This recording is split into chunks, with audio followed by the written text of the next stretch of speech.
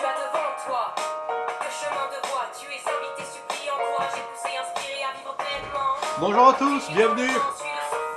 Je suis Père Jean-Marie Luc, bienvenue sur cette chaîne Révélateur TV pour l'émission Actu Jésus. C'est le commentaire de l'évangile avec des petites statuettes. Vous commencez à nous connaître. Oh, dans le bon sens. Abonnez-vous à Révélateur TV si ce n'est pas déjà fait. L'évangile que je vous commente aujourd'hui, c'est l'évangile de Saint Jean, chapitre 14, versets 1 à 12. Je suis, dit Jésus, le chemin, la vérité et la vie.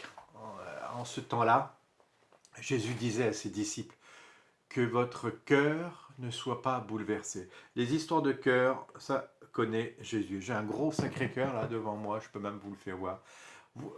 Il y a vraiment une vraie dévotion à avoir au cœur sacré de Jésus, parce que c'est un cœur tellement aimant, et il connaît, il bat au rythme de chacun des nôtres. Hein. Donc il nous dit que votre cœur ne soit pas bouleversé. Vous croyez en Dieu, croyez aussi en moi. Donc c'est ça que le Seigneur vient vous redire d'une manière très forte. Croyez en lui, n'ayez pas peur. Parfois les événements du monde, les pandémies et autres, nous bouleversent, et on se dit qu'est-ce que je vais devenir au niveau du boulot, au niveau de ma vie, enfin bref, tout est remis en question parfois.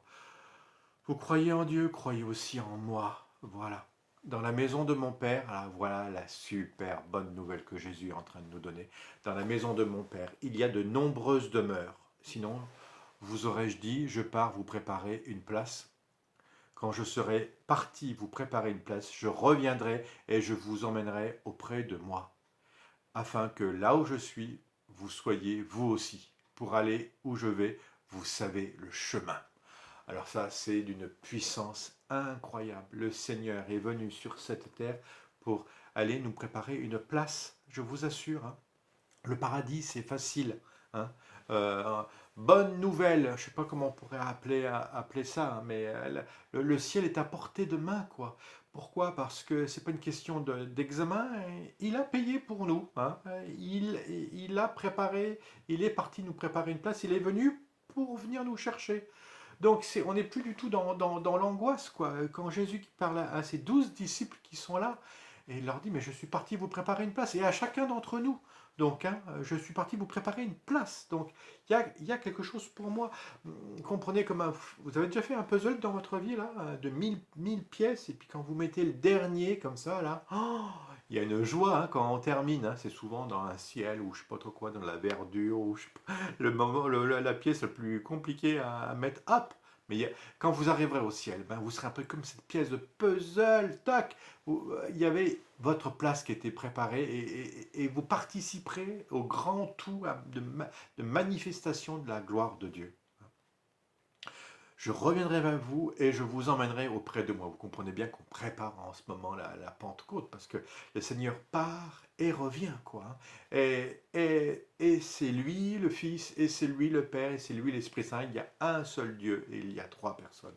Et là où je vais, moi, vous, afin que là où je suis, vous soyez vous aussi, pour aller où je vais, vous savez le chemin. Et Jésus termine par ça, et on est avoué, hein, on est tous pareils, on est un peu comme chacun des 12 disciples, à lui là par exemple, là. Oh, c'est qui hein? C'est Saint Simon, alors il est un peu paumé lui, comment vous savez, hein, vous savez le chemin, mais alors quel chemin, comment il faut faire? Si j'avais appelé cette vidéo l'évangile pour les nuls, comment il faut être, la méthode pour être sauvé, bah, brusquement ça aurait buzzé, ça c'est sûr. Hein. C'est bizarre parce qu'on est comme les deux apôtres, on dit mais c'est quoi, il est où le chemin? Ah, il y a une méthode pour aller au ciel, ah, ça serait bien. Et en fait, il y en a un qui ose intervenir, et il s'appelle Thomas. Le voilà. Alors, Thomas, vous savez, c'est celui qui voudra poser la main dans les plaies de Jésus, hein, parce que pour être sûr que c'était bien lui. Hein.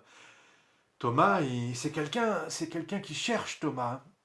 Mais aussi, c'est quelqu'un qui fuit. Il nous ressemble beaucoup. Hein. Il n'était pas là quand Jésus est apparu. Et il faut de nouveau une apparition de Jésus pour qu'il revienne et puis qu'il aille vérifier. Hein. Alors Thomas lui dit, Seigneur, nous ne savons pas où tu vas. Comment pourrions-nous savoir le chemin? Déjà, le chemin, c'est compliqué, mais alors on ne sait même pas où tu vas. Donc, en fait, ce dont on a besoin, c'est d'un GPS, hein. Mais aussi, ce serait bien pratique un GPS chrétien, on saurait tous où aller. À partir du moment où on est baptisé, on saurait exactement ce qu'il faut faire ou pas faire. Et puis, le ciel, ce serait plus quelque chose d'obscur, ce serait quelque chose d'évident. Mais Jésus euh, est assez étonné, hein. Thomas lui dit, Seigneur, nous ne savons pas où tu vas, comment pourrions-nous savoir le chemin? Thomas, comme les 12 autres apôtres, il a fait 3 ans de catéchisme avec Jésus, hein. Et c'était du super catéchisme, hein. On ne s'ennuie pas avec Jésus parce qu'il y a toutes les fois un miracle, une multiplication des pains, il y a du vin, il y a des boiteux qui marchent, des aveugles qui voient, la tempête qui a apaisé, et puis les sermons sur la montagne, ils racontent des histoires super fortes et qui font tout comprendre, et pourtant ils n'ont rien compris. Donc ne vous dites pas, vous qui êtes catéchiste, et quand vous avez peut-être un enfant ou des gens autour de vous qui ne croient plus en Dieu ou des gens qui n'adhèrent pas forcément, même Jésus a été confronté à ce problème-là alors qu'il n'y avait pas plus grand pédagogue que lui.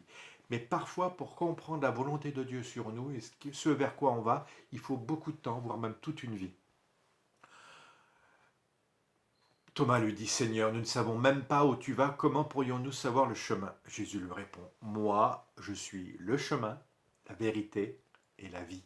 Personne ne va vers le Père sans passer par moi. Puisque vous me connaissez, vous connaîtrez aussi mon Père. Dès maintenant, vous le connaissez et vous l'avez vu. Jésus, hein, il est transparent au Père. C'est incroyable de savoir ça, hein. Quand tu aimes Jésus, hein, tu vas directement vers le Père, vers Dieu le Père Tout-Puissant. C'est les mêmes. Enfin, ils sont différents et en même temps les mêmes. J'ai une main, j'ai 5 doigts. D'accord, hein? Et pourtant, c'est les 5 doigts qui font ma main. Il y a 3 personnes dans la Trinité et il n'y a qu'un seul Dieu. On est d'accord. Bon, puisque vous me connaissez, vous connaîtrez aussi mon Père. Dès maintenant, vous le connaissez, vous l'avez vu. Alors, il y en a un autre, il s'appelle Philippe, qui est là. Lui aussi, hein, il est incroyable. Il ose lui dire, mais Seigneur, montre-nous le Père et cela nous suffit. C'est vrai, voir le Père face à face.